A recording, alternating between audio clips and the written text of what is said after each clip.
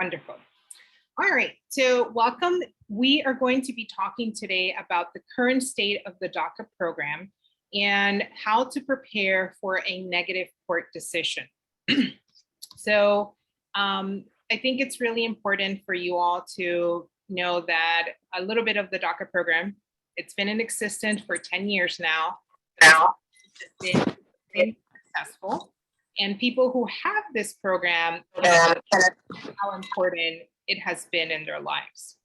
So today we want to bring you the most up-to-date information of what we have on the program, and as well give you some tools to prepare for what's to come. There is a lot of uncertainty, and I would like to first start with a quick poll just to get a temperature check to see how people are feeling. So take your time to look at some of these. It's multiple choice. So there's no right or wrong answers, just how you're feeling. And we are seeing people taking the poll. We're at 66%. All right, we'll wait a few more seconds. Okay, we're gonna close it in 5, 4, 3, 2, 1. Okay. All right, so here is what the poll says. So 77% of you are anxious, worried, and stressed. 40% of you are angry and upset. 43 are sad, overwhelmed. 3 are okay or doing fine. 6% are happy, content. 34% of you are hopeful, and 3% of you are not sure how you feel. And I think all of that is perfect and okay. And I think it's important that we acknowledge how we're feeling, because those are our feelings. And so I wanted to start with that because I want us to know and understand that if we don't acknowledge these feelings, sometimes these feelings, and we start saying, no, everything's going to be okay, but I feel anxious, or I'm starting to feel sad or depressed, right? The more we put a lid on it, the more potentially later on we can, that lid can explode. And so it's important that we acknowledge what's happening with our bodies and how we're feeling, so that we can address the way we feel with some action. So today, what we're going to do is we're going to give you information on DACA, and specifically the background on the litigation, what's happening there. We're also going to give you possible outcomes, and this information comes from the attorneys that are litigating the case, that are working on this case, and that are subject experts on this issue. We're also going to talk about your mental health and how important that is moving forward, and what we think should be the 3 must-dos now for every single person that has DACA, as well as we're going to talk about what are the tips that you should be considering to prepare for life after DACA. So background on the litigation. As you all know, the president in 2012, President Obama announced the DACA program. And for 6 years, everything was well until 7 states led by the state of Texas filed a lawsuit, Texas v. United States, in which the United States District Court for the Southern District of Texas challenged the legality of the DACA program. A lot has happened, and they've gone back and forth into court. Actually, the DACA program has already gone to the Supreme Court on another question of the legality of the program, and it was more around how the Trump administration tried to end this program. And as you all probably remember, the DACA program was able to live to see another day in the court. The Supreme Court had a tied decision, and so that allowed for the DACA program to continue. But unfortunately, last year in July, Judge Hainan from Texas ruled that the DACA program was unlawful. And so that has prompted a new place where the DACA program is in, where it's going to eventually, and I'll talk about that in a little bit, end up again in the hands of the Supreme Court, where a decision is going to be made. And so you probably heard in the news or saw information that came from us or from others that the DACA program has already gone up to what is the district courts. And so the Fifth Circuit heard, 3 judges heard oral arguments in New Orleans, where the Texas folks were making the case that this program is hurting Texans, that DACAmented individuals are using social services, that it doesn't matter if people have DACA, that people will just, get up and leave or move on with their lives and everything's going to be okay, and that we're taking jobs away. And so they made all these different cases. And then on the other side, the organization called MALDEF, the Mexican American Legal Defense Fund, along with the Department of Justice and the state of New Jersey, made different arguments, practically saying that one, that this lawsuit that the state of Texas brought forward is frivolous. It doesn't make any sense. It's not hurting anyone. There's no injury happening there, and that it should be thrown out. And that if the judges do feel that this there's some merits to this lawsuit, that it should then be heard in a trial, right? And so the other piece is that the state of New Jersey said there's a huge reliance on this program, and many people actually rely on the fact that people have this work authorization. And it's not just people that have DACA, but it's their families, it's the places where they work, it's the communities that they live in. And then the last thing is that the Department of Justice, the government, they, in my opinion, didn't do a good job in arguing the legality of the program, but they mostly focus on saying that if the courts felt that the program was not done properly, that they should allow for a decoupling of the program, where people would be eligible to continue to have the protections of deportation that DACA provides, and do away with the work authorization if they deem that the program was not done properly. So a lot of things happened there. I actually was in the courtroom listening to these arguments that were being made by the different attorneys.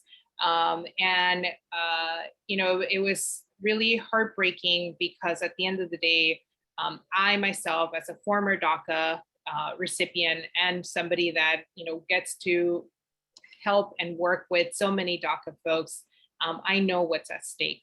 And so there are different possible outcomes. Nobody really knows what is going to happen. Nobody knows when we're going to get a decision. Nobody knows, what the decision is going to be. So I think it's really important that I note that, because, I want to make sure that you all know that nothing is certain right now. So one of the things that could happen is that they rule that Texas and other states have no injury from DACA and therefore cannot bring this lawsuit in the federal courts. This is what I was sharing that the team of MALDEF was arguing. That is in the scale of things of how likely or unlikely this is going to happen. That is actually not as likely. So that's why I put it there. The other thing that could happen is that they rule that Judge Hannon's decision was premature and order him to conduct a full trial before deciding the legality of the DACA program. That is a little bit more likely than the first one. The other thing that could happen is that they affirm Judge Hannon's decision that DACA is unlawful, and they say that the program needs to end. And that's also something that is likely to happen. And then less likely is that they rule that Judge Hannon's decision stands and request an end to the DACA program right then and there. Okay, so there's hopes and there's indications that that might not necessarily happen because there's, again, reliance. And like I shared with you, the case did go up to the Supreme Court in 2020. And one of the things that the Supreme Court said was that, you couldn't take away something that people were relying on for so many years, right then and there. So what happens after the Fifth Circuit makes these decisions? All roads are going to lead to the Supreme Court. That is something that we all know for certain, right? Because either Texas will appeal whatever decision the Fifth Circuit 3-judge panel say, or we will, right? MALDEF, New Jersey, and the Department of Justice will appeal whatever the decision the Fifth Circuit says, and it moves up to the Supreme Court. So even if the Fifth Circuit rules that DACA is unlawful, it doesn't necessarily order for the program to end immediately. Though I must say that this is a possibility. Even if it's a little tiny sliver possibility, it is possible that they do that. But again, the Supreme Court in 2020 recognized that DACA recipients have strong reliance and interest in the DACA program. So the hope here is that the courts rule against, if they rule against the program, this will allow for what we're hoping is a phase-out approach. So when is the Supreme Court gonna hear this case? It might be as early as April, and it might be as late as the fall of 2023 or early 2024. The experts are saying that more than likely it's going to be sometime in the fall of 2023. Excuse me. So we understand and know that ending DACA abruptly will be disruptive to DACA recipients as well as their family, employers, and community. And this is why it's going to be key that you use your voice. And we'll talk about that in a little bit. All right. So when we are faced with bad news, as hard as it might be, it is important to remain calm, stay focused on the present moment, and breathe. And so one of the things that we want to make sure that you have is information. So you want to stay informed, you want to stay connected, you want to make sure that you surround yourself with like-minded individuals. It's important that you are kind to yourself and that you take moments to breathe, okay? So everyone right now, I shared a lot of information, but I just want us to pause and just take a deep breath. So an inhale, hold, and let go. One more time, we're gonna inhale, hold, exhale. All right. So what are the things that we think you all should be doing, those that have DACA? We think it's important that every single one of you renew your DACA as soon as possible, and make sure that you are preparing your documents 6 months before your DACA is set to expire, and submit all your documents 150 days before expiration. Again, we don't know what's going to happen, but the hope is that if they do say that the DACA program must end, our hope is that if they do it in a phase-out approach, and therefore people could have DACA until 2023. Some of you might have to until 2024.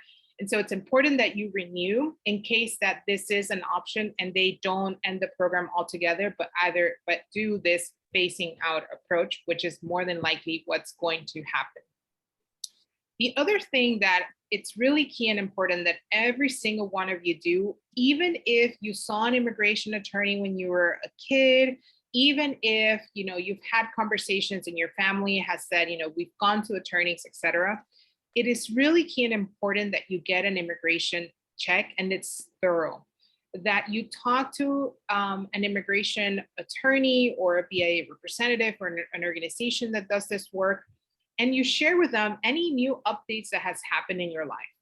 Maybe you have gotten married and you are married to a US citizen or legal permanent resident. That could be a possibility for you to have a way to find relief and change your status. Maybe you've been a victim of a crime, or you were a witness of a crime and helped in bringing justice to somebody that was a victim of a crime. There's a possibility that you might be eligible for something called a U visa. And so this is not, I'm not an immigration attorney. This is not supposed to substitute you seeing an immigration, but it's just for you to get ideas, right? If you are under the age of 21, there is possibility if you have lived in a single household or you are living without your parents, that you might be eligible for a special juvenile visa. There are a whole slew of things and opportunities out there that you might be eligible for that you might not know unless you have a thorough immigration check. So we are suggesting for everyone to do this. Even if, like I said, you went and saw an immigration attorney 10 years ago or 5 years ago, or somebody that did your DACA, right? Like, it's different. It's not, you want to make sure you have this deep conversation to see if there are any possibilities for you to have a change of status. And so I'm going to share with you all the immigration help, which is what's on the screen, where you can get this information, okay?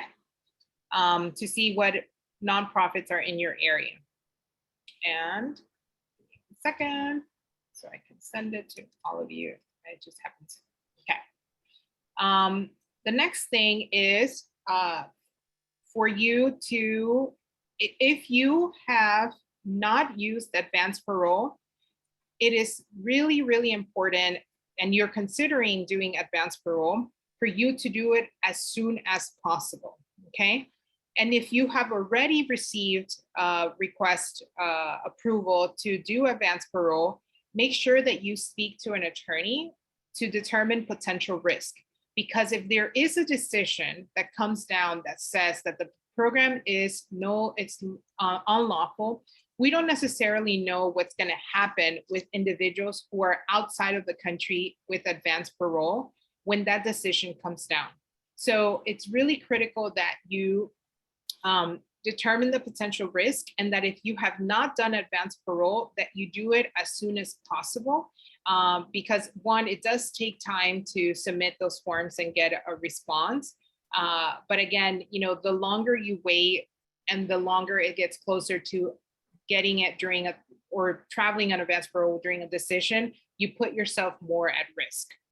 And so one thing that I did want to know, and I do have my colleague here with me, Melanie, that's going to help share this information, but we are providing still DACA funds for the renewal fee through the Mission Asset Fund. And as you remember, we've been sharing this information through emails, and we have it on the website. Thank you, Melanie, for putting it up. You can go to the Mission Asset Fund and request to receive a totally free $495 grant that you do not have to pay us back or have to pay MAC back. We were able to receive funds from a generous donor to support our scholars in their renewal of their status. So if you have not renewed your DACA yet, but it is time to renew it, please do so as soon as possible. Okay. So now, these are some suggestions that came up in some of you might have already had DACA during that time. Some of you might have not yet because you were too young. But in 2016, something happened in our country. What happened? Let's put it in the chat. What happened in November of 2016? Who remembers? Yes, Celine, Trump happened. Trump got elected, and people that had DACA were very, very anxious and worried because he had mentioned and he had said that he was going to end the DACA program. So during that time, I also had DACA, I was working for TheDream.Us. And something that I had not shared with people during that time is that I was actually going through cancer treatment. And I had been diagnosed with cancer, and I was really, really scared that the DACA program was going to go away, particularly because I thought, you know, if I lose my job, I'm going to lose my health insurance. And how am I going to afford this treatment that I'm going through? And so I spent weeks just crying and worrying and not sleeping until one day I was like, enough, Gabby. Like, all external events are beyond my control. The only thing I can control is the way I react to it. And so I started this list of things that I needed to do to prepare if the DACA program was to go away. And I happened to share it with people on Facebook, and people also started sharing their wisdom and things that we should do. And so this is where this list comes from. And so one of the things that everybody should be doing, even if, you know, DACA or immigration reform, if you're a citizen, right, is saving and saving for a rainy day. But this, you know, I think it makes things a little bit more present and more urgent. And so it's really key and important that you start saving.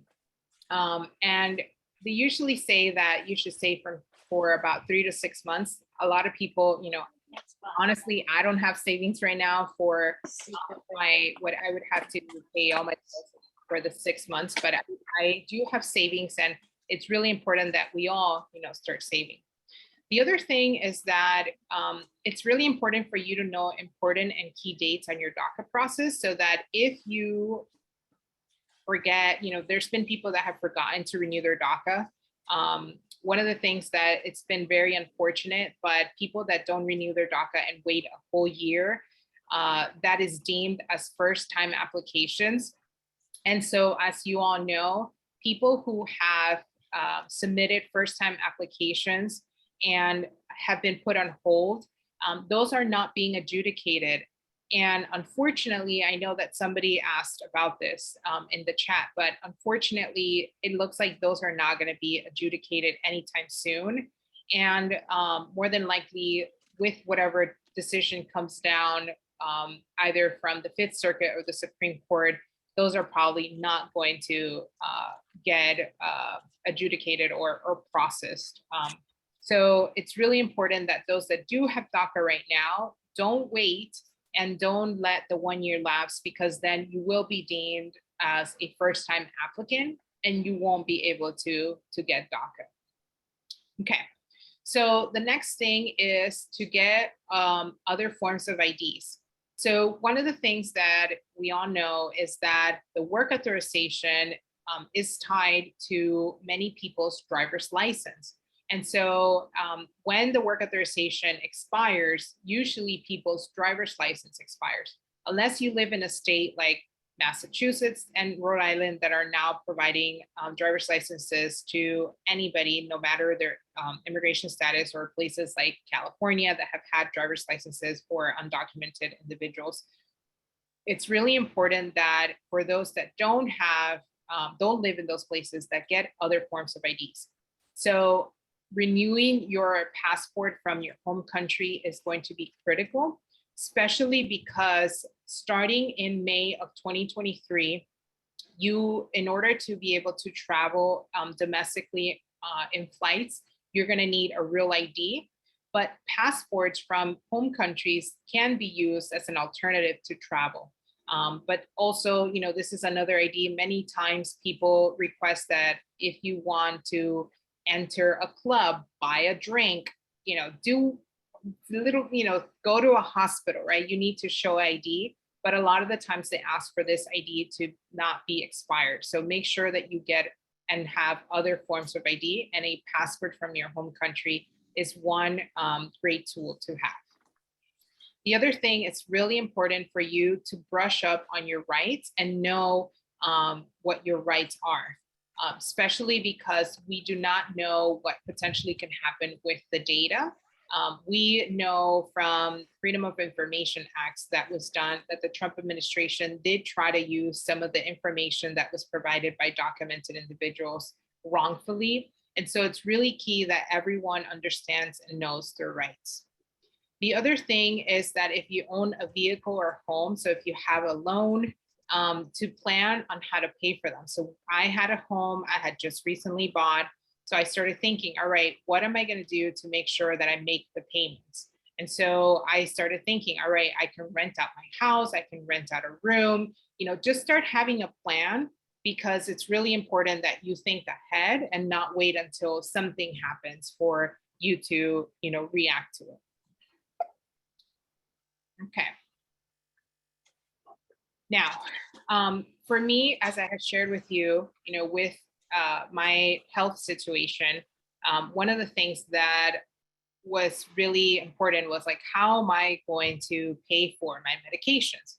And so one of the things that I did is that I had a conversation with my doctor, and I said, look, I need to know that if I can get a prescription for 3 to 6 months, so that I can have enough medication in case something was to happen. And so they said yes, and I was actually able to have a 3-month supply of my medication.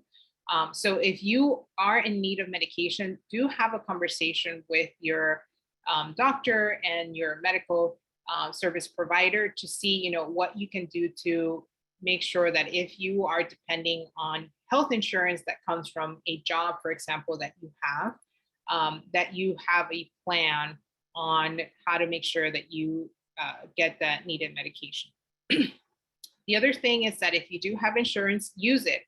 I never used to use my health insurance. It wasn't a thing that, in my immigrant household we did. I don't know if you all have seen the Netflix special that Cristela Alonso has. And she talks about how, she was like, I don't know, I have health insurance. And a friend was like, oh, you need to get a checkup. And she's like, what's a checkup? And they're like, oh, it's when you go to the doctor when you're not sick, right? And this idea of like doing that, but be proactive. And so use the health insurance, use the stuff that you have, get your annual checkup. If you have a dental coverage, make sure you get and you go see the dentist and take care of all those things now, so that later, if you don't have access to those things, right, then you're like, oh, why didn't I use my health insurance when I had it? The other thing is that you should become acquainted with immigrant rights organizations in your community.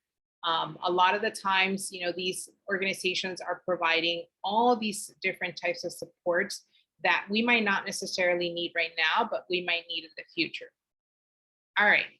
So then the other thing is that it's really important that you seek mental health supports when you're feeling overwhelmed, stressed, or alone. We do have mental health liaisons in all of our colleges. I understand and know that many times when you do seek counselors or support, they might not understand the situation that you as an immigrant are going through. But there are some resources and helpful tips that they can provide you with. And so, don't let things stop you.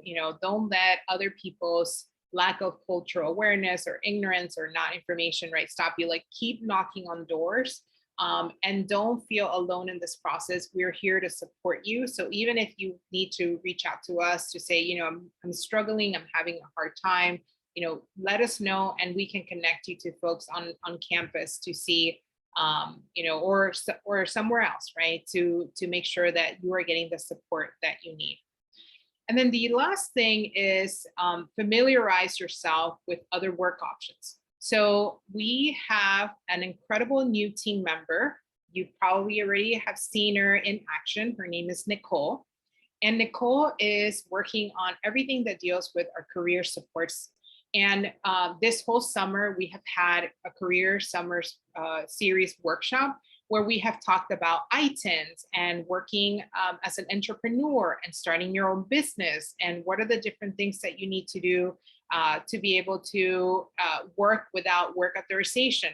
And so a lot of this has been provided to our students that don't have DACA, but I think it's really important for those that do have DACA to familiarize yourselves with what are the career options that you have without having that ability to work, without having work authorization. And so everybody that has DACA has a social security number. That social security number probably says not valid without work authorization. So you're probably not going to be able to use that, right, to find jobs. But there is alternatives. You can have your own business. You can create an LLC or corporation or et cetera, right? And so there is things, and the information that the DreamBuS has been providing through these workshops is going to be really key to understand and know that there was life after DACA. I, for many years, worked as an LLC. I had 2 companies, Thriving Strategies and Creative Movements. And I was able to work and provide for myself and do the things that I love and put my degree to use. I did get to go to college as I was an undocumented student. And, I didn't let things limit or put barriers on me. There was other ways for me to be able to provide for myself and put myself and my career out there. So make sure that you are looking at the information that we're going to be providing and to reach out to us or your career services folks on campus for supports on that. Okay. And so the last thing I want to make sure is that to tell you that it's going to be really, really important for all of us to use our voice. And your story is a key part to an awareness campaign or effort to pass legislation. We have been working really hard to try to get some sort of immigration reform that would allow for all dreamers, those that have DACA, TPS, those that are undocumented, that have, refugee status, et cetera, to have a path to legalization that would provide an opportunity for people in the future to apply for citizenship. And so one of the things that I have learned as an advocate and as an activist in this arena is that it's been through storytelling. The reason why we have a DREAM Act is because people in Chicago and in Utah share their story with senators, and the senators were like, we need to do something about this. The reason why the word dreamer is so well known is because ourselves, we started calling ourselves dreamers in 2010 and talking about this issue and sharing our stories. So it's really, really important that we share our stories to get the public, elected officials, and others to act. And, media coverage is key part of the overall communication strategy. So it helps, right, make the case that this issue is relevant and important. And what happens if we're not sharing our stories, then there's going to be a huge void. And that void and that vacuum is going to be filled with other stories and other narratives about immigrants that are not true. So it's really important that we push back those narratives with our own stories. And so if you all want to share your story, there is, we always have opportunities to do that. And Melanie is going to be sharing a link now for a Google Doc where you can sign up to share your story, to either, tell it to the media or be part of our Scholar Story Bank, where we use these stories to make the case of why we need reform. All right. So here's one thing that I wanted all of us to do. And I know that some of you might not necessarily be able to do this because you might be in an awkward space, but just, try it with me. All right. So I want you to know that you matter. So please say with me, I matter. I matter. Okay. We also want you to know that we care about you. So please say with me, I am cared for. I am cared for. It's really important that you understand and know that no matter what happens with DACA, your scholarship funding will continue. So please say with me, my education is important. My education is important. Okay, the next thing is that we are going to be with you every step of the way. So I want you to say, I am not alone. Let's say it all together. I am not alone. Okay. The other thing is that we want you to know that you are more than your immigration status. And so please say with me, I am valuable and know my worth. I am valuable and know my worth. And there's hope. Some of you said you're hopeful, and that's good, right? There is hope. We don't know what's going to happen, but we have to have hope. So please say with me, I have hope. I have hope. And the last thing is that if you get too sad, please seek help. So say with me, if I need help, I will seek help. If I need help, I will seek help. Okay, so this is now the part where you all get to interact, and we are going to stop the recording so that we can talk freely and without any issues. Give me 1 second.